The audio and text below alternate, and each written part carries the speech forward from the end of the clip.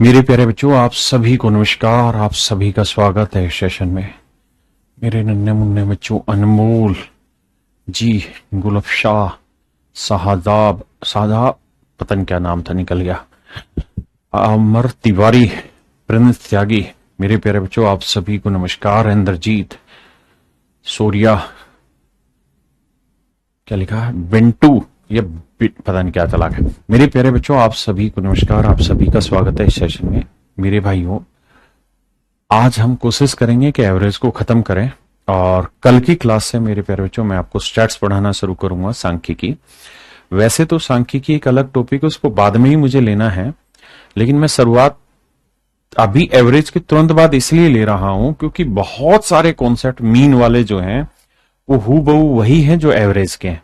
तो वहां मीन से जो सवालों की प्रैक्टिस आप करेंगे स्टैट्स में, तो बहुत सारे सवाल आपको प्रैक्टिस करते हुए ऐसे मिलेंगे जो एवरेज के कॉन्सेप्ट से जल्दी ब्रेक हो जाएंगे, बल्कि स्टैट्स का कॉन्सेप्ट थोड़ा डिटेल चला जाता है। तो इसलिए मैं साथ करा रहा हूं, अलग नहीं। आप थोड़ा पेशेंस रख के सीखेंगे तो उसमें मजा आएगा। और हाल फिलहाल अभी एग्जाम में एक आध क्वेश्चन कभी कभार निकलता है, तो हमें उसको भी सीख लेना है। तो आइए मेरे प्यारे बच्चों, जल्दी से अब एवरेज पढ़ना स्टार्ट करते हैं, और आगे फिर इसके खत्म करते ही फिर स्टैट्स पढ़ना शुरू करें। आइए मेरे प्यारे बच्चों, आप सभी को नमस्कार, आप सभी को स्वागत है क्लास में। आइए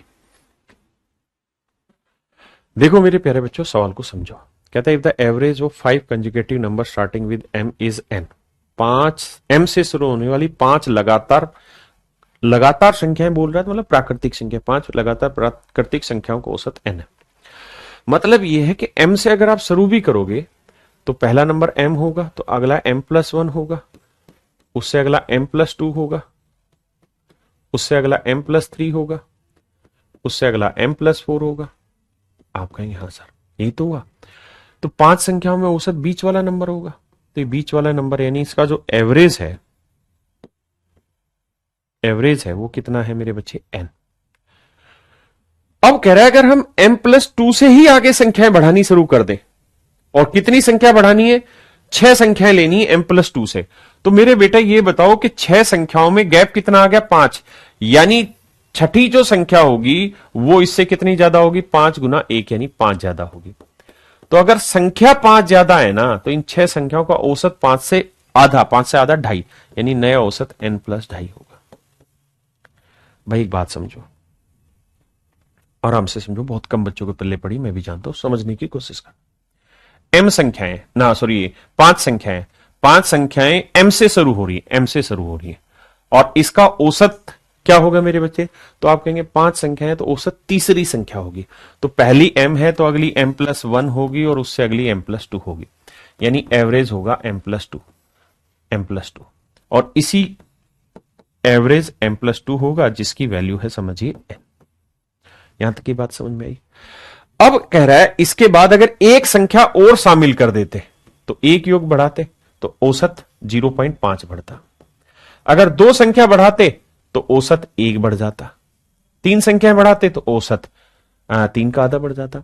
लेकिन कह रहा है कि इसके बाद 5 संख्याएं और ले रहे, कह रहा है यहां से शुरू होकर 6 संख्याएं ले रहे हैं, मतलब इसके बाद कितनी संख्याएं ले रहे, 5। तो अगर 5 संख्या ले रहे हैं और हर संख्या में 1 बढ़ाओगे तो टोटल कितना बढ़ जाएगा। एक्चुअल नंबर में अगर 5 का इंक्रीज होगा तो औसत में 5 का आधा मेरे बच्चे 2.5 का इंक्रीज होगा, औसत में 2.5 का इंक्रीज होगा, यानी नया औसत n+2.5 होगा, n+2.5 होगा। मेरे नन्हे मुन्ने प्यारे बच्चों, मेरा नया औसत होगा n+2.5। मेरी बात समझ पाए कि नहीं, हाँ या ना। बस इतना सा ही कॉन्सेप्ट। फिर भी किसी भाई को अगर समझ ना आए तो कोई नंबर ले ले, मान लेते हैं 10 ले लेते हैं, 10, 11, 12, 13, 14। कह रहा जी 5 संख्या है, जो मूर्ख है वो ऐसे समझे, पहला नंबर m है तो m की वैल्यू 10 होगी, तो कह रहा है इनका एवरेज है कितना, n। तो यानी n की वैल्यू आ गई 12। अब कहता है m+2, यानी 12 से शुरू होने वाली 6 संख्या, 12, 13, 14, 15, 16, 17, 6 संख्या हमने शुरू कर दी। कह रहा है इनका औसत बताओ, तो इनका औसत क्या होगा मेरे बच्चे, तो आप कहेंगे 14.5 होगा, 14.5 होगा। तो अगर n की वैल्यू 12 है तो 14.5 को क्या लिख सकते हैं, 12 जमा 2.5, तो n की वैल्यू 12, तो n जमा 2.5 आंसर लिख दो। वरना ये मूर्खता का काम करना ही नहीं है, हमने सीधा ही सोचना है 5 संख्याओं का औसत, पहली संख्या m है तो औसत तीसरी संख्या होगी तो तीसरी m+2 होगी, और उसी को नाम दे रखा है n। अब कह रहा है इसका 5 संख्याएं और इसमें शामिल कर दे, तो हर एक में गैप एक एक बढ़ेगा, तो औसत में 2.5 का गैप आएगा, तो नया औसत n+2.5 होगा। सिंपल।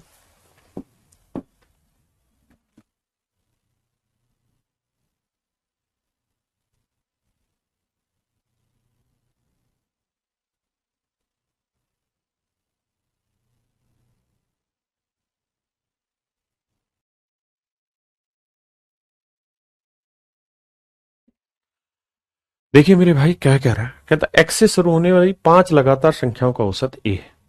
5 लगातार संख्याएं हैं, तो पहली x होगी, उससे अगली x+1, उससे अगली x+2। अगर 5 संख्याएं होंगी तो तीसरी संख्या ही तो औसत होगी, और उसी का नाम a है। आप कहेंगे हाँ सर बात तो सही है, अगर पहली x है तो दूसरी x+1, तीसरी x+2, तो औसत तीसरा नंबर होगा, वो x+2 है, और एवरेज का नाम दे रखा है a। अब कहता है इससे शुरू होने वाली 8 संख्याएं, यानी इससे अगली 7 संख्याएं और लेनी है, और हर संख्या में 1 का गैप, तो 7 संख्याओं में कितने का गैप? 7 का गैप। तो अगर मेरे बच्चे संख्याओं में 7 का गैप है तो आंख बंद करके कह दो कि औसत में 7 का आधा, यानी 3.5 का गैप हो गया, यानी नया औसत a+3.5 होगा। बहुत ही सिंपल है, बहुत ही प्यार से आप इस सवाल को उड़ा देंगे, चुटकियों में 1-1, 2-2 सेकंड में आप इस सवाल को उड़ा देंगे। क्या आप मेरी बात समझ पा रहे हो? नहीं समझ पा रहे? बहुत सारे भाई इस बात को समझ नहीं पा रहे हैं कि हमें इसकी जरूरत है ही नहीं, ये तो सिर्फ टाइम पास के लिए दे रखा है। इसे पिछले सवाल में भी ये जो दे रखा है, ये जो कहानी थी, ये टाइम पास के लिए थी, इसकी जरूरत ही नहीं है। m से शुरू होने वाली 5 लगातार संख्याओं का औसत n है, तो m+2 से शुरू होने वाली 6 लगातार संख्याओं का औसत क्या होगा? ये तो सिर्फ इतना समझने के लिए है कि जो 5 लगातार संख्याओं का औसत है ना, जो औसत है वही एक्चुअल में उसी औसत से ही अगली 6 संख्याएं ले रहा है। बस वो समझने का बिंदु, और कुछ नहीं है इसमें। तो कोई बहुत तुरमखाई कहानी नहीं है, आसान सी चीज है। तो औसत आ जाएगा a+3.5, है ना। तो हम सीधा करेंगे, 7 बढ़ रही है तो 7 का आधा 3.5, तो नया औसत a+3.5 हो जाएगा। बशर्ते जहां हमारा उन 5 संख्याओं का औसत है उसी से अगली 7 संख्याएं और ले ली हमने। तो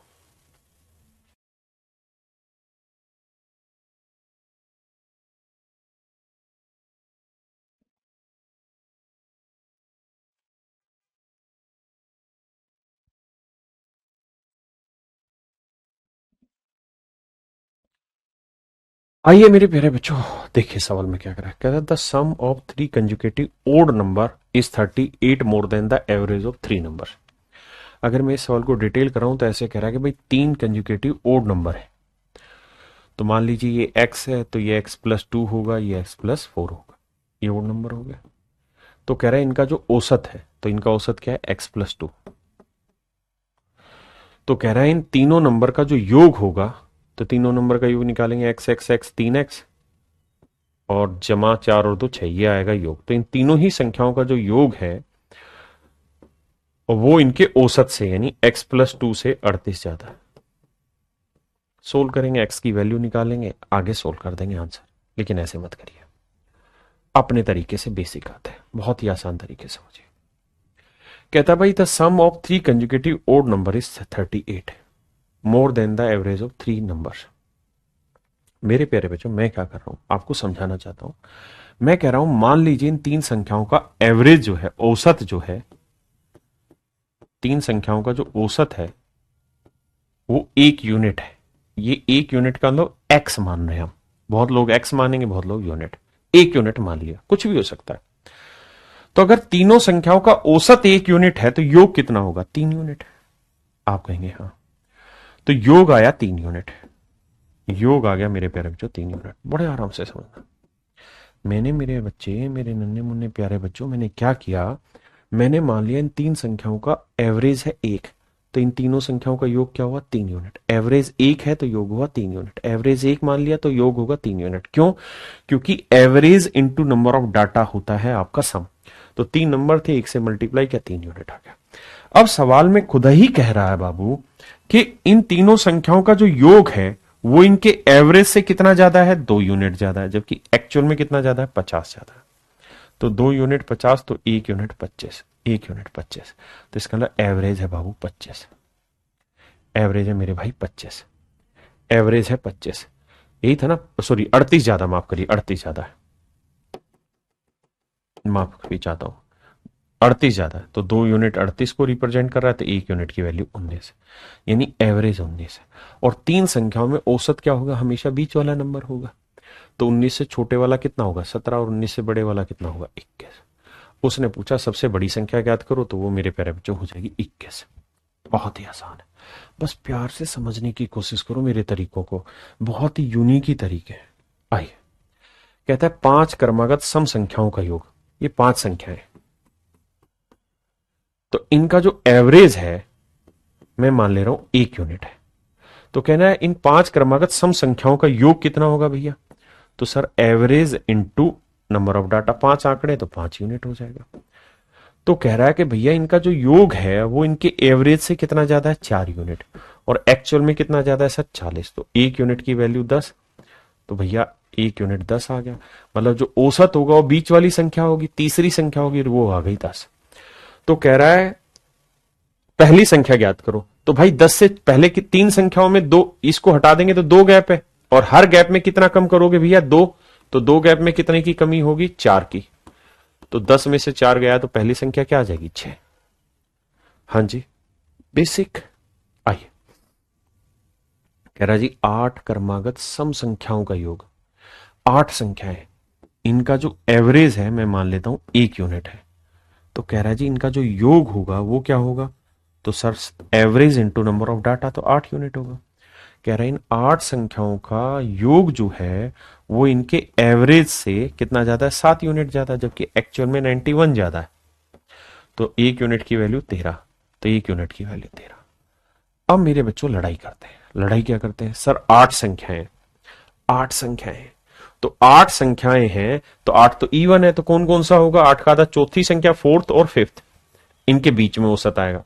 तो जो फोर्थ नंबर होगा और जो फिफ्थ नंबर होगा इसके बीच में एवरेज आएगा, और एवरेज दे रखा है 13, तो यानी ये होगा 12 और ये होगा मेरे बच्चे 14, क्योंकि इवन नंबर है। तो कह रहा है अंतिम संख्या ज्ञात करें, मतलब बड़ी संख्या बताएं। तो टोटल 8 है, 8 में से 5 गया तो कितनी संख्या और बच गई 3, तो आगे 3 गैप और जोड़ दो, तो हर एक में 2 का गैप, तो 3 में 6 का गैप, तो 14 और 6 20।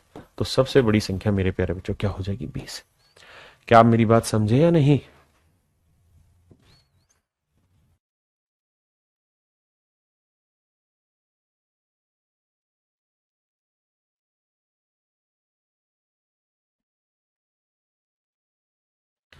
देखिए मेरे बच्चे इस सवाल को, कह रहा है भैया the average of 5 consecutive odd number is 50 more than that.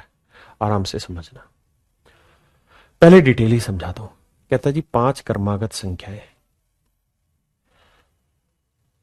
Odd number है, तो मान लीजिए पहला x है, तो ये x+2 होगा, ये x+4 होगा, ये x+6 होगा, एंड दैट इज x+8।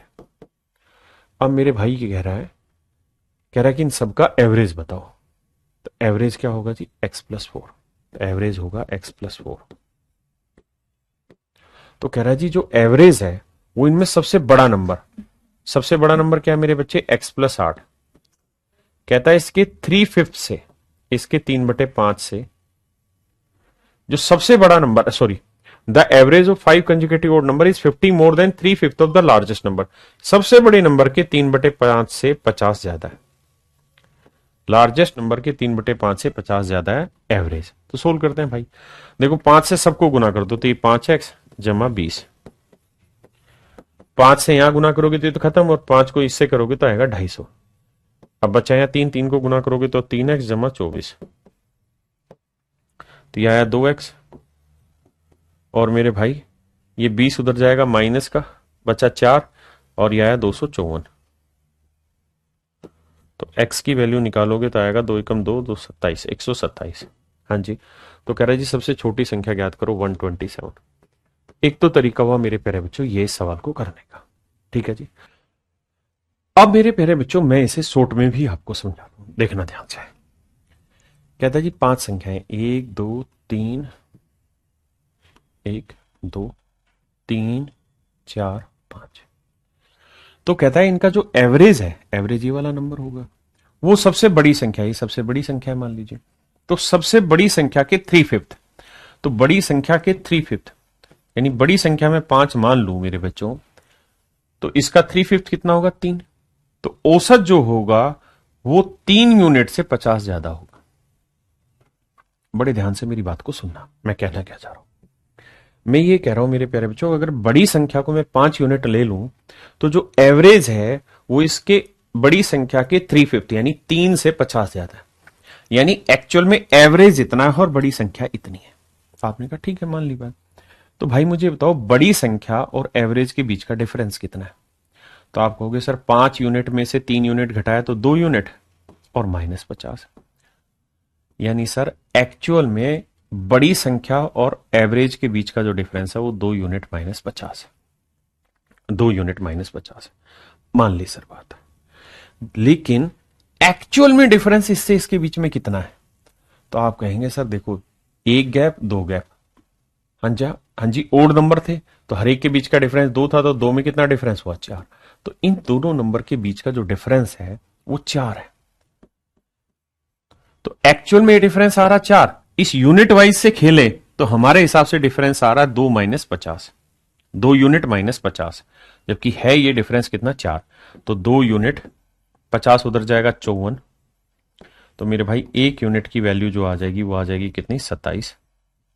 अगर आपको फिर भी कंफ्यूजन लगे तो आप इसे 5x मान लें, इसे 3x मान लें, तो ये आ जाएगा 2x -50, और जबकि डिफरेंस कितना है? 4 का। तो 2x 50 54, तो 1x की वैल्यू 27। ऐसे समझ लीजिए। अब मेरे बेटे अगर x की वैल्यू 27 है तो 27 दिए 81, 81 में 50 जोड़ेंगे 131, तो ये नंबर है 131। और ये नंबर क्या होगा? 2 गैप, तो 2 गैप कम, तो यानी हर गैप में 2 की कमी, तो यानी 4 कम। तो 131 में 4 गया 127, ये नंबर होगा 127।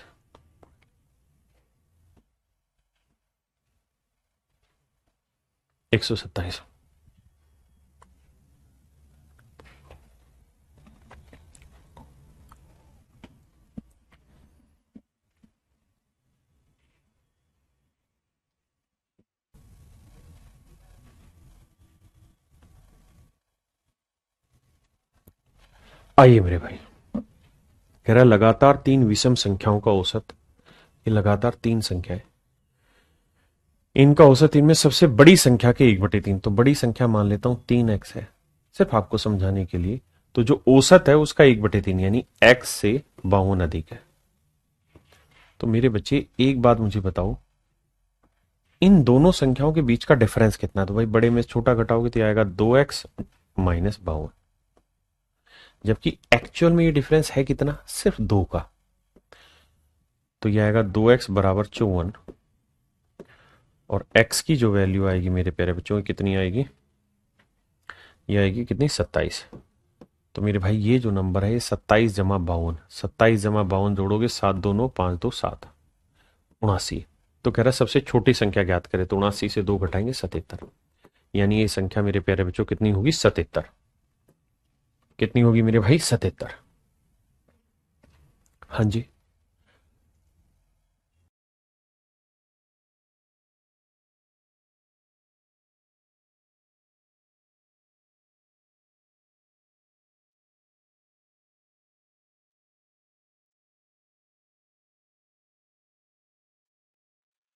आइए मेरे प्यारे बच्चों, सवाल में कह रहा है कि find the average of 5 conjugative even number. कहता है 5 क्रमागत सम संख्याएं हैं if the difference of the 5th number and the first number is 8। देखिए यार, इस बात का कहने का कोई अर्थ ही नहीं है। अगर उसने कह ही दिया कि 5 कंजुगेटिव इवन नंबर है तो 4 गैप आएंगे, 4 दूनी 8 ही डिफरेंस होना, तो उसको ये लिखने की जरूरत ही नहीं थी कि 5वें नंबर और पहले नंबर के बीच का डिफरेंस 8 है। बट आपकी मदद के लिए लिख दिया, यदि 5वीं संख्या और पहली संख्या का अंतर 8 है, यानी मेरे बच्चे कुल मिला के 5 संख्याएं हैं, तो ये तय है कि अगर पहली संख्या a होगी तो 5वीं संख्या a+8 होगी। अगर वो ना भी देता तो भी आप ऐसे ही मानते। अब कह रहा है कि पहली 2 संख्याओं का योग 5वीं संख्या से 6 अधिक है, पहली और दूसरी। कहता है इन दोनों संख्याओं का जो योग है वो 5वीं संख्या से 6 अधिक है, यानी ये a+8 है तो ये a+14 होगा दोनों का योग। ये a+8 है तो ये योग कितना होना चाहिए? a+14। ये a है ही, तो इसका मतलब ये नंबर क्या होगा? 14। यानी दूसरी संख्या मेरे प्यारे बच्चों क्या आ गई? 14। बड़ा ध्यान से समझिए इस चीज को। कह रहा 5 संख्याएं हैं, पहली संख्या ए है तो आखिरी संख्या ए प्लस 8, दोनों का मतलब 5, इनका संख्या का पहली का और आखिरी का अंतर 8 होगा। पहली संख्या ए है तो पांचवी संख्या ए प्लस 8। अब कह रहा है पहली दो संख्याओं का जो योग है वो पांचवी संख्या से 6 ज्यादा है, तो ये ए प्लस 8 है तो ये 6 ज्यादा ए प्लस 14 होगी, मतलब ये 14 नंबर होगा। ये ए है तो ये 14 नंबर। अब मेरे बेटे ये बताओ 5 संख्याएं हैं तो एवरेज कौन सा नंबर होता है? तीसरा। ये 14 है तो अगला नंबर क्या होगा? 16। तो आपका आंसर आ जाना चाहिए मेरे बाबू 16। मेरे नन्हे मुन्ने बच्चों 16 आंसर आना चाहिए। आइए, कहता है 7 क्रमिक विषम संख्याओं का औसत क्या होगा? 7 कंजुगेटिव नंबर है तो 6 गैप हुआ, 6 दूनी 12, तो पहला नंबर ए होगा तो 7, 8वां नंबर जो होगा ए प्लस 12 ना, 7वां नंबर ए प्लस 12। और उसने दे भी रखा है मेरे भाई, इनका गैप 12, कोई दिक्कत नहीं। कह रहा पहली दो संख्याओं का योग अंतिम संख्या से 3 ज्यादा है। कह रहा पहली और दूसरी इन दोनों संख्याओं का जो योग है वो इससे 3 ज्यादा है, तो a प्लस 12 से 3 ज्यादा, 3 जोड़ेंगे तो a प्लस 15, तो इनका योग a प्लस 15 आना चाहिए। ये a है तो ये नंबर क्या होगा? 15। तो दूसरी संख्या आ गई 15। अब कह रहा जी औसत बताओ, संख्याएं कितनी है? 7, तो औसत कौन सा होगा? 7 में 1 जोड़ा 8 यानी चौथी संख्या। तो दूसरी 12 है ना, दूसरी 15 है तो तीसरी 17 होगी, उससे अगली 19 होगी, तो औसत आएगा 19।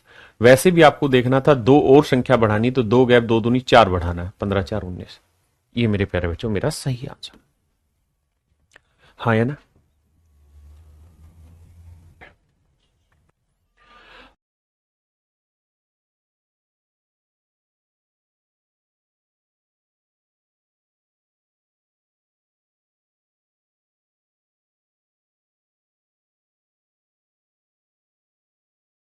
आइए मेरे बच्चे, सवाल में कह रहा था average of first 10 multiple of A number is calculated.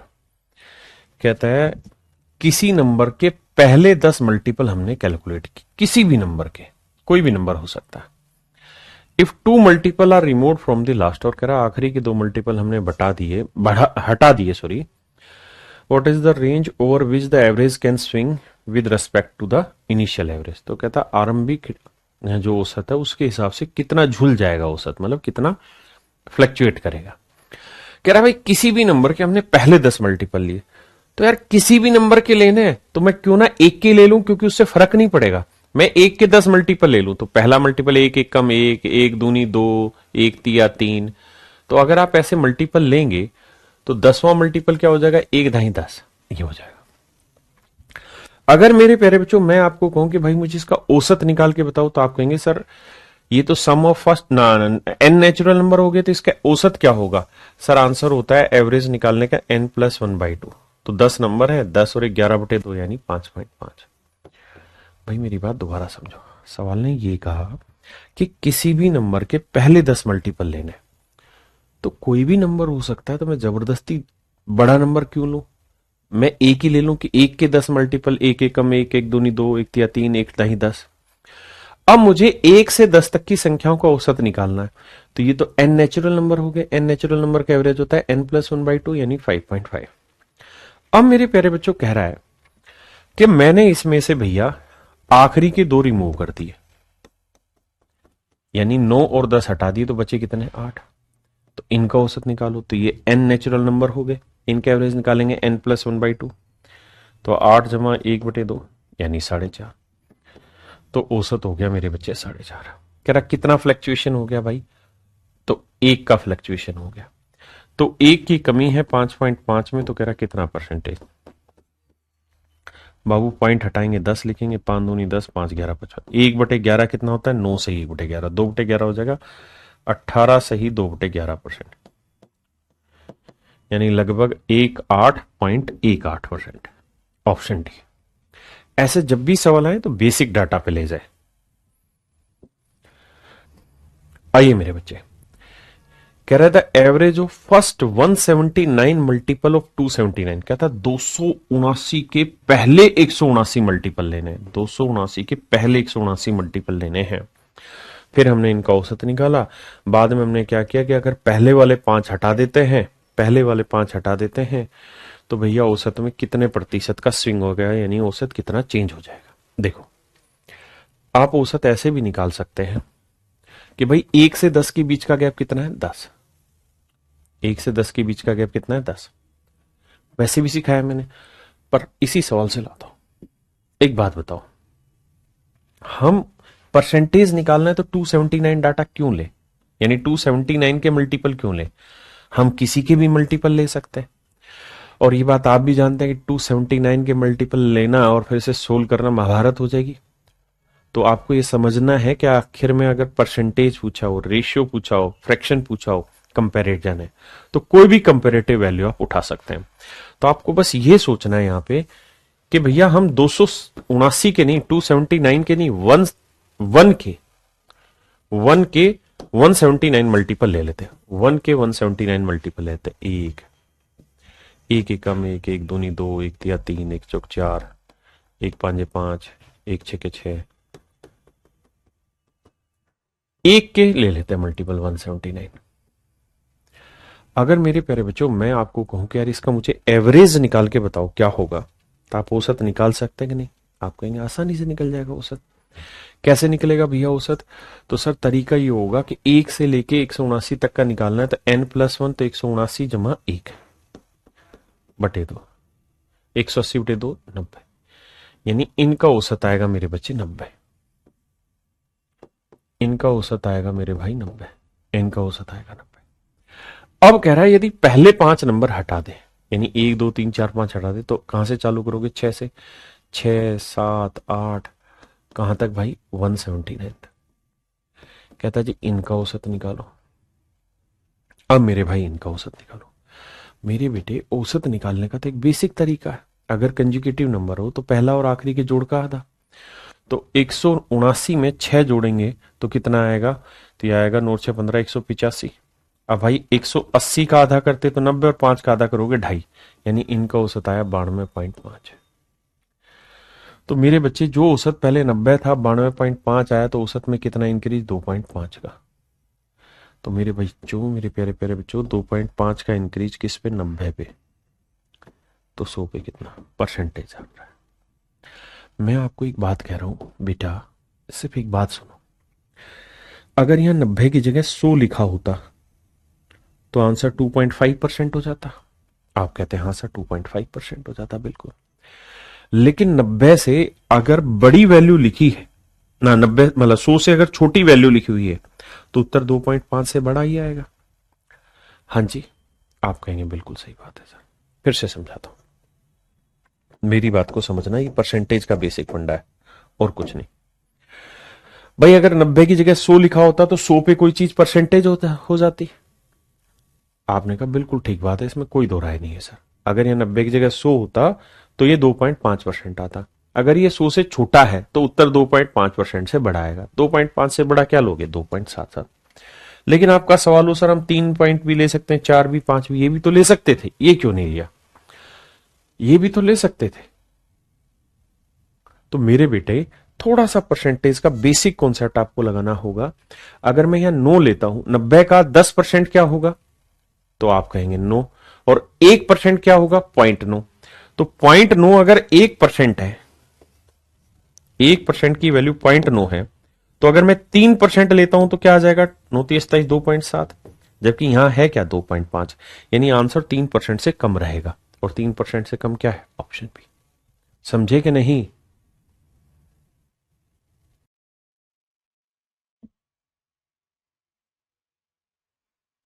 आइए मेरे बच्चे, बेसिक सा सवाल लिया है, कहता है a sum of 8 consecutive even number of set A is 376।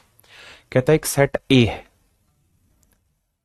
Set ए की कहता है 8 लगातार सम संख्याओं का औसत 376 है। तो 8 लगातार सम संख्याओं का औसत 376 है, तो एवरेज क्या होगा भाई? भाग देंगे।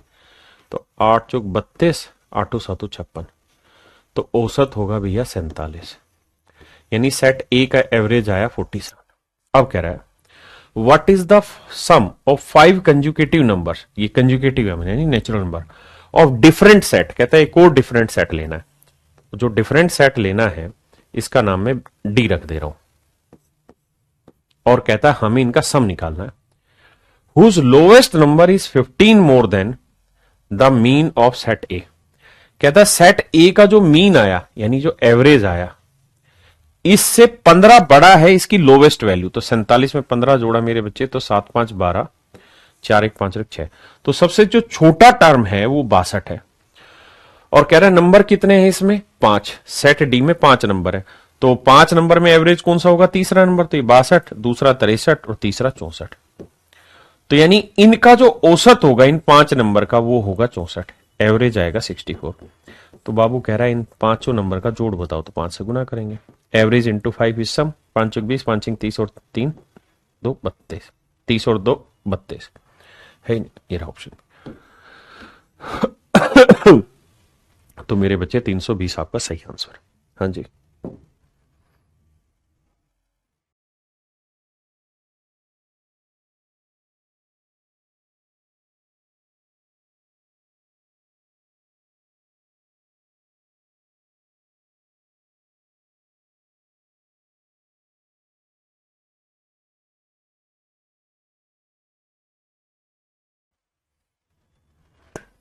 आइए मेरे बच्चे, कह रहा था average of 35 conjugative natural number is है। पर मुझे इससे पहले एक बात सिखानी है आपको, वो ये मेरे बच्चों, मान लीजिए मैंने कोई भी कंजुगेटिव नंबर ले लिया, मैंने ले लिया 5 6 7 8 9। ध्यान रखना मैंने कोई भी नंबर ले लिया लेकिन कंजुगेटिव नेचुरल नंबर हो, प्राकृतिक क्रमागत प्राकृतिक संख्या है, ठीक है, कोई भी कंजुगेटिव नंबर ले लिया। अब इनके पीछे की कहानी मेरे बेटा ये है कि मैं इनका एवरेज निकलवाना चाहूं तो क्या आएगा, तो आप कहेंगे एवरेज आया 7, एवरेज आया मेरे बच्चे 7। अब मैं आपको ये कह रहा हूं कि यार मैंने क्या किया है, इसकी पहली दो एक संख्या हटा दी और इसके अगली एक संख्या जोड़ दी। तो ये 6 था, 7 था, 8 था, 9, मैंने पहली हटा दी और अब मैंने एक और ले ली तो वो कितनी होगी 10। तो कह रहा जी मेरा नया औसत बताओ क्या होगा, तो मेरा नया औसत हो जाएगा 8। हाँ जी मेरे बच्चों, मैं कहूं कि यार मैंने क्या किया, तो आपने देखा कि अगर एक संख्या पहले से हटाऊं और एक संख्या अगली बढ़ा दूं तो औसत में भी एक ही बढ़ता है, ठीक है जी। अगर मैं सवाल को ऐसे पलट दूं कि भाई पहली दो संख्या मैंने हटा दी तो ये आया 7 8 9, दो संख्याएं मैंने हटा दी और अगली दो संख्याएं शामिल कर दी 10 11, तो नया औसत क्या हो जाएगा 9। तो मेरा बच्चे मेरा औसत भी 2 बढ़ जाएगा, औसत भी 2 बढ़ जाएगा। क्या फंडा समझाया, मैंने कहा कंज्यूकेटिव,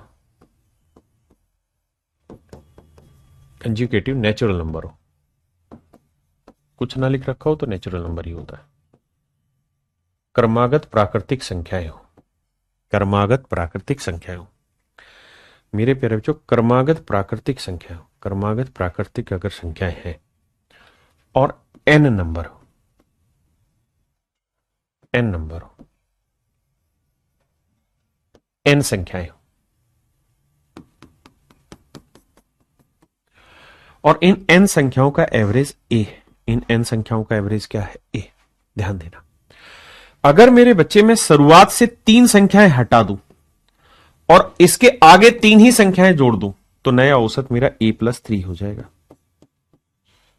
ध्यान रखना, अगर मैं शुरुआत से 100 संख्याएं हटा दूं, शुरुआत की 100 और आखिरी 100 संख्याएं जोड़ दूं, इसमें अगली 100 संख्याएं जोड़ दूं तो मेरे प्यारे बच्चों मेरा नया औसत भी a+100 हो जाएगा।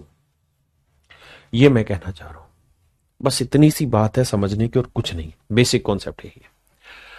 यानी अगर n नंबर का एवरेज a है और मैं शुरुआत की 5 संख्याएं हटा दूं और 5 अगली संख्याएं जोड़ दूं तो औसत भी 5 बढ़ जाएगा। बस इतना ही समझना और कुछ है ही नहीं मेरे दोस्त। आइए, कह रहा है 35 क्रमागत प्राकृतिक संख्याओं का औसत n, 35 संख्याएं उनका एवरेज है n, ठीक है जी। अब कहता है पहली 10 संख्याएं छोड़ दो और अगली 10 संख्याएं शामिल कर दो, अगर ऐसा होगा तो नया औसत क्या हो जाएगा n+10। आप कहेंगे ओके रिपोर्ट है, ओके रिपोर्ट है, यही तो कह रहा है भाई 35 संख्याओं का औसत n है। अब कह रहा है पहली 10 हटा दो और अगली 10 जोड़ दो तो औसत n+10 हो जाएगा, और वो यही कह रहा है ऐसा कर दोगे तो नया औसत m आ जाएगा। यानी n+10 का ही नाम वो m दे रहा है। क्या दे रहा है मेरे बच्चों, m दे रहा है। यानी n और m के बीच का जो अंतर है वो 10 है और कुछ नहीं है। बोलो भाई, बात समझे कि नहीं समझे? अरे बोल दो भाई, अगर नहीं समझे तो समझाता हूं। अब उसने कहा कि m square minus N square बराबर है 600। देखो दो तरीके, या तो m की जगह आप n+10 रख दो, तो n+10 रख दोगे यहां और इसका वर्क करोगे तो n स्क्र आएगा, 100 आएगा, जमा 10 दूनी 20 n आएगा, माइनस एन स्क्र आएगा बराबर 600। एन स्क्र से एन स्क्र निपटाया 20n, 600 में से 100 हो गया 500, 20 से काटोगे तो भैया n की वैल्यू आ गई 25, यानी ये नंबर है 25 और ये नंबर 25 और 10 35, और इसी की तो वैल्यू पूछी थी आपसे, तो आंसर होगा 25 और 35, ऑप्शन ए। ये इक्वेशन उसने खुद ही दी कि m square minus N square की वैल्यू 600 है, तो उसका इस्तेमाल मैंने कर दिया। अगर मैं पहली 10 हटा रहा हूं और अगली 10 जोड़ रहा हूं तो मेरा औसत भी 10 बढ़ जाएगा। इतना ही कॉन्सेप्ट पकड़ना था यहां से। देखो सॉरी यार, इसमें एक चेंज कर लेना, या चेंज ये कर लेना कि m की वैल्यू 35 और n की वैल्यू 25, और उसने पूछा है m तथा n बताओ, m तथा n बताओ, यानी m की 35 और n की 25 है, तो आंसर होगा 35 25, 35 25, तो ऑप्शन बी आपका ठीक आंसर हो, ऑप्शन बी ठीक आंसर हो। आइए यार, सवाल में कह रहा है the average score in an examination of 10 student in of A class is 60। कहता है 10 बच्चों की क्लास का औसत अंक 60 है। If the score of the top 5 students are not considered, the average score at the remaining student falls by 5।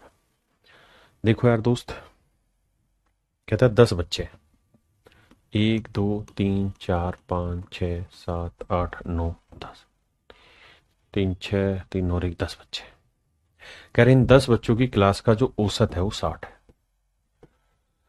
अब सवाल में मेरे बाबू ये कह रहा था कि अगर पहले 5 को यानी टॉप 5 को हटा दे, जो सबसे ज्यादा नंबर लाए, तो शेष विद्यार्थियों के औसत में 5 की कमी आ जाती है। मतलब इन 5 बच्चों का जो औसत है वो 60 की जगह 55 हो जाता है। आपने कहा ठीक रिपोर्ट है सर, 55 हो जाता है। अब अगली लाइन में कह रहा है the pass marks was 40 and the maximum marks was 100, यानी अधिकतम 100 आ सकता है, पास होने के लिए 40 चाहिए, और ये भी पता है कि कोई भी बच्चा फेल नहीं हुआ, यानी सारे पास हुए। If each of the top 5 score had distinct integral score, और ये भी है कि जिन 5 बच्चों को जो सबसे जिनके ज्यादा नंबर है उनके सबके अलग अलग स्कोर आया, मतलब किसी का भी सेम नहीं है। तो ये पूछ रहा है कि भाई जो अधिकतम स्कोर है यानी जो टॉपर है उसके मैक्सिमम कितने नंबर हो सकते हैं, मेरा सवाल है। देखिए ये टॉप 5 बच्चे हैं, ये पहली पोजीशन पे रहा होगा, ये दूसरी पे रहा होगा, ये तीसरी पे रहा होगा, ये चौथी पे रहा होगा, ये 5वीं पे रहा होगा। कहने का मतलब सवाल का यहां पे ये है कि किसी भी सूरत में पांचों में ऐसी कोई कहानी नहीं है कि पांचों के नंबर सेम हो, पांचों के नंबर अलग अलग है, डिफरेंट है। अब पांचों के नंबर डिफरेंट है, तो ये बताओ कि मैक्सिमम इसके कितने नंबर निकाल आ सकते हैं। मैक्सिमम पॉसिबल मार्क्स पूछे, maximum possible marks, possible marks पूछे। अधिकतम संभव नंबर इस टॉपर के पूछे कि भाई जो टॉपर है उसके अधिकतम कितने नंबर आ सकते हैं। बहुत ही टॉप लेवल का क्वेश्चन है, कैट का क्वेश्चन है। आप दिमाग की एक्सरसाइज कराइए कि भाई टॉपर जो बच्चा है मैक्सिमम पॉसिबल मार्क्स उसके कितने आ सकते हैं। तो मेरे बेटे एक बात बताइए, ये 5वीं पे तो इसका दिए 6ठी पे रहा होगा। हाँ जी, अगर इनका औसत 55 है और मेरे बच्चे इनका जोड़ भी मेरे पास फिक्स है, भाई अगर इनका औसत 55 है तो उनका 60 है, तो इनका कितना रहा होगा, 65 रहा होगा। बड़ी सिंपल सी बात है, कैलकुलेट करोगे तो आ जाएगा, 65 रहेगा। अब मेरे बच्चे 65 है तो 65 5 बच्चों का ही हो गया, 1 2 3 4 5, तो 5 बच्चों के टोटल नंबर कितने होंगे, 325। यानी 325 नंबर में मुझे इस बच्चे के मैक्सिमम नंबर देने। अगर मैं इस बच्चे के सबसे ज्यादा नंबर देना चाहता हूं, 325 में इस बच्चे को सबसे ज्यादा नंबर देना चाहता हूं, तो इनको मुझे कम कम नंबर देने। भाई एक बात समझो, मेरे पास 40 रुपए है और 40 रुपए को मुझे 3 बच्चों में बांटना है, ए बी और सी में। ए बी और सी में। मैं चाहता हूं कि सी को मैक्सिमम पैसे दो और 40 रुपए बांटने हैं। तो फिर क्या होगा, मैं सी को 40 दे देता हूं, इनको 0, इनको 0। लेकिन आप कहें ना, ऐसा भी नहीं करना सर, इनको भी कुछ ना कुछ देना है। लेकिन यह भी तय है कि इससे ज्यादा इसको मिले और सबसे ज्यादा इसको मिले। तो क्या तरीका होगा, तो सर फिर मिनिमम हम इसे रुपए में ही अगर बांट रहे हो तो इसे 1 रुपए दे देंगे, इसे 2 रुपए, क्योंकि 1 रुपए से कम नहीं दे सकते। पैसे की बात नहीं कर रहा हूं मैं, रुपए की बात कर रहा हूं। 1 रुपए से कम नहीं दे सकते, इसको इससे ज्यादा देने तो 2 दे देंगे। तो इसे कितने देंगे, तो 40 में से 2 रह गए 3, यानी इसे देंगे मेरे बच्चे 37। हाँ जी, ऐसे ही यहां की कहानी है। कहता है ये टॉपर है, 325 में से इसको सबसे ज्यादा नंबर देने हैं, लेकिन इनको 0 नहीं दे सकते, इनको 0 नहीं दे सकते, इनको कुछ ना कुछ नंबर देने पड़ेंगे। तो जितने कम नंबर में इनको दूंगा उतने ही ज्यादा मैं इसको दे पाऊंगा। लेकिन मुझे यह बात भी पता है कि भैया जो 5वीं पोजीशन वाला है उसके मुझे सबसे कम नंबर देने होंगे, क्योंकि इससे ज्यादा इसको दूंगा, इससे ज्यादा इसको दूंगा, इससे ज्यादा इसको दूंगा। यह सवाल का बेस है, आत्मा है, अगर आप समझ पाए तो। अगर सवाल की आत्मा को आप समझ पाए, जान पाए तो यह सवाल की आत्मा है मेरे बच्चे।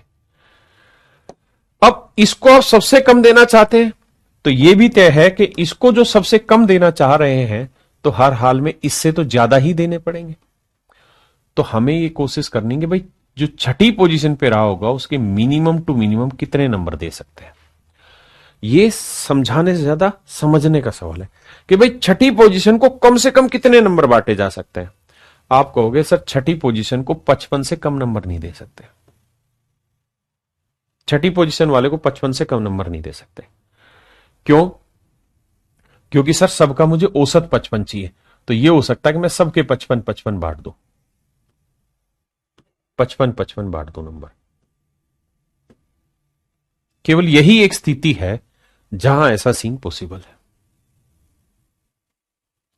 अदरवाइज आप ये देखो कि 5 नंबर हैं और अगर आपको एवरेज 55 दे रखा है और इसे 55 से कम करूंगा तो ये आंकड़े 55 से एक ज्यादा 56 हो जाएगा, ये उससे एक ज्यादा 57 हो जाएगा अगर मैं यहां एक एक घटाऊंगा तो यानी ये जो आंकड़ा है ये छठी पोजीशन वाला, इसको 55 से कम नंबर नहीं दे सकते। अगर आपके मन में कुछ भी आंकड़े आते हैं तो ध्यान रखना ये 7th पोजीशन पे है, ये 8th पोजीशन पे, ये 9th पोजीशन पे, ये 10th पोजीशन पे। अगर आप ऐसा सोच रहे हैं कि इसको 0 नंबर दे देते 6th पे थोड़ी रह जाएगा, फिर ये तो 10th पे आ जाएगा। चर्चा इस मुद्दे की है। तो मेरे भाई इसे मैक्सिमम टू मिनिमम 55 दे सकते हैं और इसे हर हाल में 56 ही देने होंगे, इसे 57 देना होगा, इसे 58 देना होगा, इसे 59 देना होगा। इन चारों को इससे कम नंबर नहीं बांटे जा सकते। अगर आपके पास कोई विकल्प है तो खुद रखिए और फिर इन स्थिति को चेक करिए कि 1 से 10 तक वो रैंक मेंटेन भी हो, है ना। अब उसने कहा था टॉप 5 के अलग अलग नंबर है, तो यहां तक तो मान लिया अलग अलग, लेकिन इधर सेम भी हो सकते हैं, अलग भी हो सकते हैं, जो मर्जी, लेकिन मुझे तो मिनिमम लेना था तो 55 है। अब भाई 325 में से 56, 57, 58, 59 घटाएंगे तो जो बचेगा वो ये आएगा। अगर आप देखें ध्यान से तो यही सोचो कि औसत कितना होना चाहिए, 65, है ना। आप जोड़ भी ना निकाले तो औसत से आ जाएगा। इन 5 आंकड़ों का औसत 65 होना चाहिए। कितना कम है भाई, 9 कम है, ये 8 कम है, ये 7 कम है, ये 6 कम है। तो जोड़ेंगे थे 9 और 8 17, 17 और 7 24, 24 और 6 30। तो अगर ये 30 कम है, ये 30 कम है तो इसे 30 ज्यादा कर देंगे तो 65 और 3 30, 95, यानी इसे हम अधिकतम 95 नंबर दे सकते हैं, इससे ज्यादा नहीं। तो मेरे बच्चों इसका आंसर होगा 95। 95 से ज्यादा नंबर नहीं दे सकते। मैं जानता हूं बहुतों को दिक्कत आ रही होगी इसमें, तो इसका एक उपाय है समझने का, आप अपनी मर्जी से कोई भी डाटा रखो और फिर ये देखो लैंग्वेज में कहां कॉन्ट्राडिक्ट हो रहा है, खुद से उत्तर की जांच करो तो समझोगे।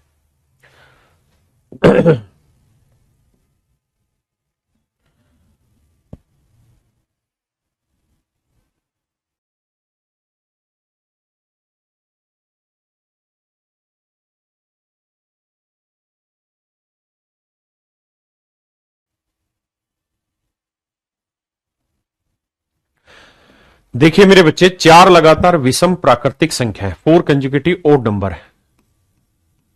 तो 4 कंजुगेटिव ओड नंबर का एवरेज जो है वो मान लीजिए ए है, और फिर 3 कंजुकेटिव इवन नंबर है, और कह रहा है कि इनका जो एवरेज है, the average of 4 consecutive odd natural number is 8 less than the average of 3 consecutive even number. कहता है इनके औसत से इनका औसत 8 कम है, तो यानी ये औसत a+8 ले लो, तो ये वाला औसत हो जाएगा मेरे भाई ए। 4 क्रमागत विषम संख्या है, ये 4 क्रमागत सम संख्या है, तो कह रहा है इनका जो औसत है वो इससे 8 कम है, तो इसका औसत ए है, तो इनका a+8 लेना होगा, तभी तो ये वाला 8 कम होगा। तो मेरे भाई इनका योग बताओ कितना हुआ इनका, तो आप कहेंगे 4 है।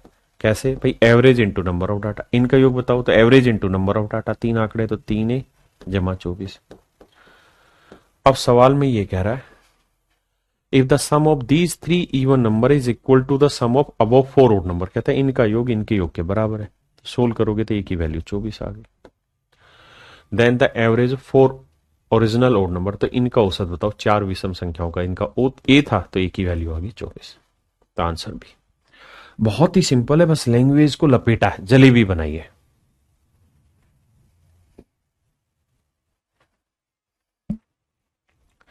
The average of any 2044 real number is 0।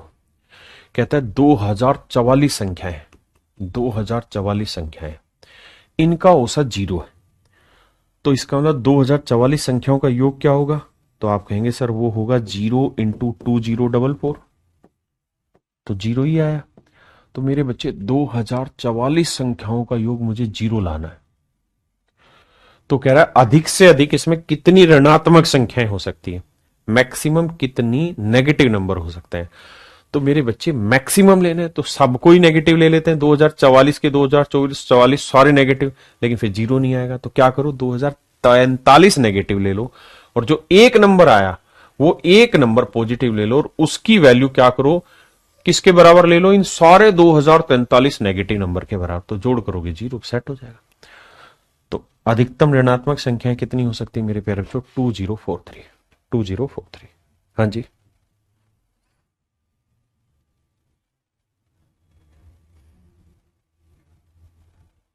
देखो जी, कह रहा है 5 क्रमागत सम संख्या है,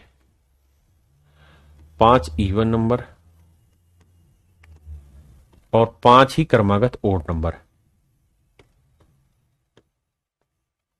इन सब का एवरेज 39.5 है। यदि दी गई 5 सम संख्याओं, इनका औसत कहता है जी 40 है, तो इनका औसत बताइए क्या होगा। तो बड़ा ही आसान है यार, बेसिक टाइप है, होना चाहिए 39.5 है, 40 कितना ज्यादा है, 0.5, 0.5 कितने नंबर पे, 5 पे, तो 2.5 ज्यादा है। अगर ये 2.5 ज्यादा है तो इसे 2.5 कम करना होगा, कितनों पे, 5 पे, तो 0.5 की कमी। और मूर्खों, इतने पढ़ चुके हो, अब ये बात समझ ही गए। अगर ये 5 आंकड़े, यहां पे 5 आंकड़े, तो बताया था आंकड़ों का अनुपात ले लो, 1:1, यानी एक आंकड़ा इधर है, एक आंकड़ा इधर। तो अगर यहां 0.5 ज्यादा था, तो यहां 0.5 घटाना है, तो 39 पॉइंट से 5 घटाएंगे तो कितना आएगा, 39। सीधा आंसर वर्बली ही कर दोगे, आंकड़ों का बताया था ना, औसत निकालते हो तो रेशियो ले सकते हैं, सिंपल। तो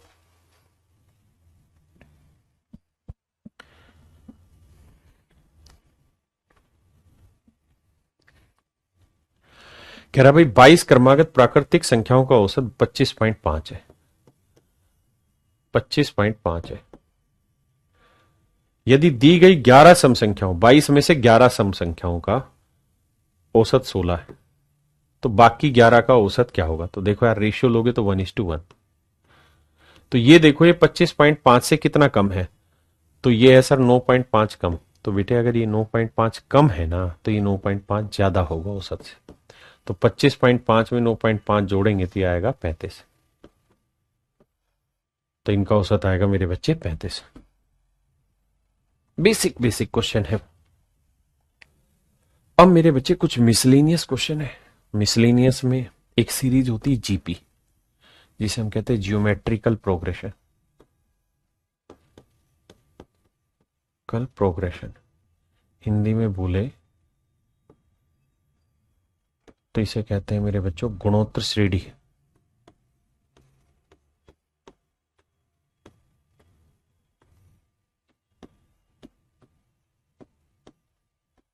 गुणोत्तर श्रेणी क्या होती है, जैसे मान लीजिए मैंने लिखा यहां 5, फिर मैंने लिखा 15, फिर मैंने लिखा यहाँ 45, फिर मैंने लिखा 135। तो आप देख रहे होंगे कि यहाँ हर एक टर्म का रेशियो सेम, ये 3 गुना, ये 3 गुना, ये 3 गुना। तो इसे हम कहते हैं रेशियो आर। और कॉमन रेशियो कैसे निकालते हैं? A2/A1, तो 15/5, ये आता है 3। ये कॉमन रेशियो होता है।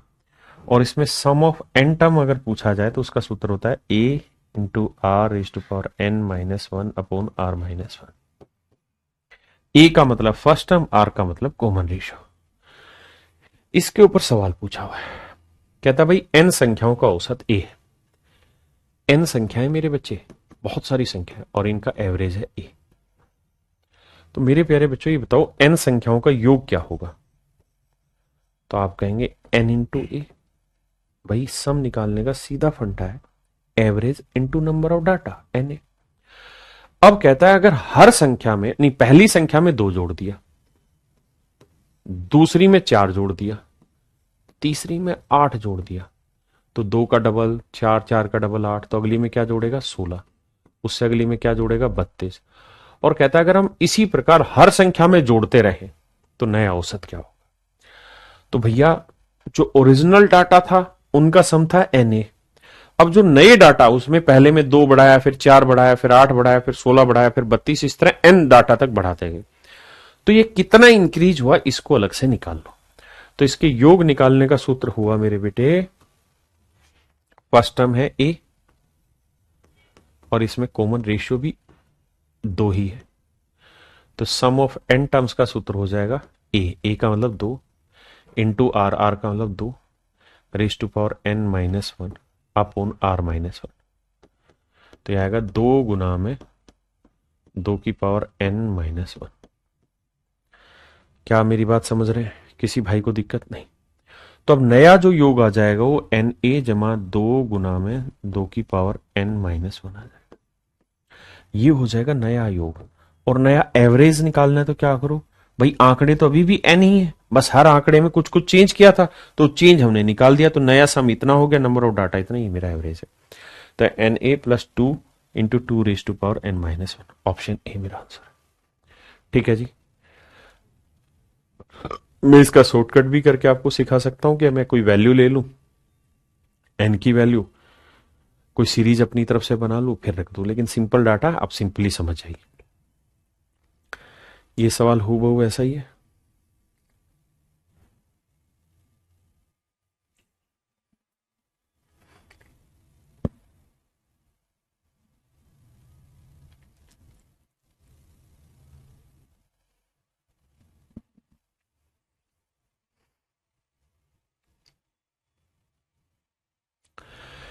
अब आइए मेरे बच्चे, एक छोटा सा कॉन्सेप्ट आपके साथ डिस्कस करना है। अगर मान लीजिए कोई 2 अंकों की संख्या AB और मैं इसके अंकों का डिजिट रिवर्स कर दूं, रिवर्स द डिजिट, यानी डिजिट की पोजीशन को रिवर्स कर दिया। जैसे मान लीजिए 53 लिखा है, तो अंकों को पलट के मैंने 35 लिख दिया, ऐसे बात हो रही है।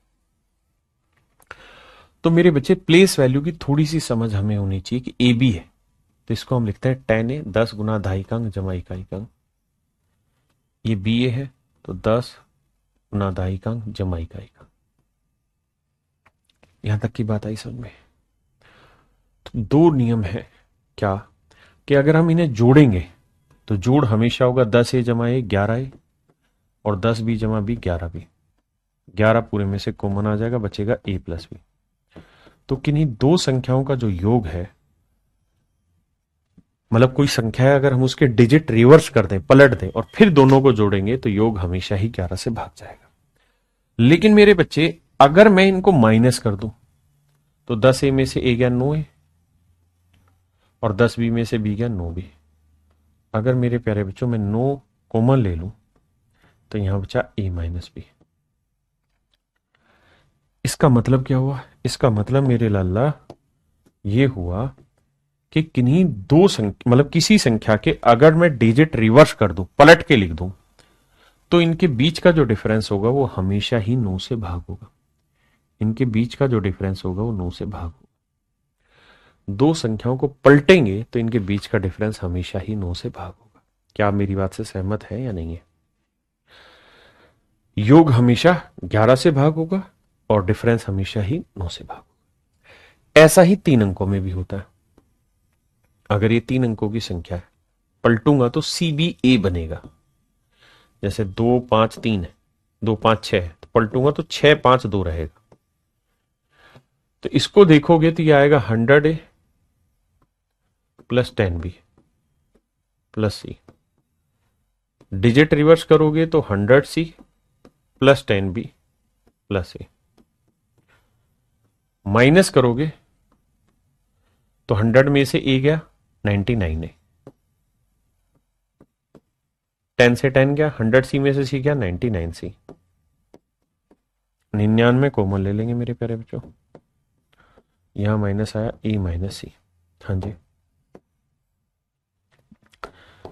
एक बात ध्यान रखना क्या, कि जब भी किसी 3 अंक की संख्या के अंकों को पलट देंगे और फिर इन दोनों संख्याओं का अंतर निकालेंगे तो हमेशा ही 99 गुना A माइनस C यानी 99 का मल्टीपल होगा। यानी डिफरेंस हमेशा 99 से भाग जाएगा, और अगर दो संख्याएं हैं ना, दो अंकों की संख्या है, तो डिफरेंस हमेशा ही 9 से भाग जाएगा। ये बेसिक कॉन्सेप्ट है जिसका इस्तेमाल अब मैं इन सवालों में करूंगा।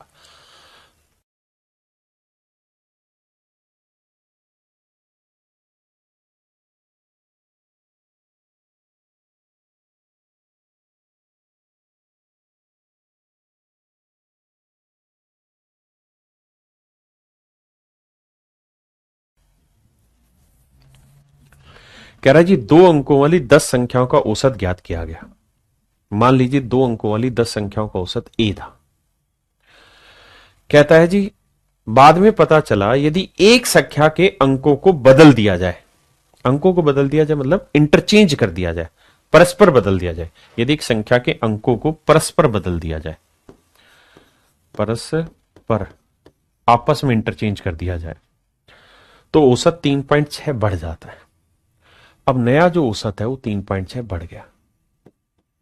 तो मेरे बेटे ऐसे सोचो, अगर कोई नंबर था, मान लीजिए ए बी कोई नंबर था, अगर इसका इंटरचेंज करने के बाद भी ए बी ही रहता तो औसत में कोई फर्क नहीं पड़ता। यानी मान लो कोई संख्या 55 थी, अगर मैं इसका डिजिट भी चेंज करता तो भी 55 ही रहती, तो औसत में कोई प्रभाव आता? बिल्कुल नहीं आता। वही है, बच्चा छोड़ के गया, नया आ गया, वही सेम सवाल है, तो कोई प्रभाव नहीं पड़ता। अगर जो नंबर गया और उसके बदले बड़ा नंबर आया तो औसत बढ़ेगा, और जो गया उसके लिए कम वैल्यू वाला नंबर आया तो औसत घटेगा। मान लो 53 गया और इसका डिजिट इंटरचेंज करेंगे तो 35 आया, तो हमें नुकसान होगा, यानी औसत घटेगा। और अगर मान लीजिए 38 था, 38 गया और उसके बदले हमने अब 83 लिख दिया तो औसत बढ़ जाएगा, क्योंकि बड़ा नंबर आ गया। तो हमें यह देखना है कि जितना था अगर उतना ही रहता बदल के तो कोई फर्क नहीं पड़ता, लेकिन कह रहा है कि जब बदला तो अंकों जो बदला तो औसत 3.6 बढ़ गया। तो यानी हर नंबर को 3.6 नंबर मिल गए, तो नंबर कितने 10, यानी अंक बदलने से हमें 36 का फायदा हो गया। यानी जो नंबर था पहले वाला और जो बाद में नंबर आया उनके बीच का डिफरेंस कितना है? 36। उनके बीच का डिफरेंस कितना है? 36।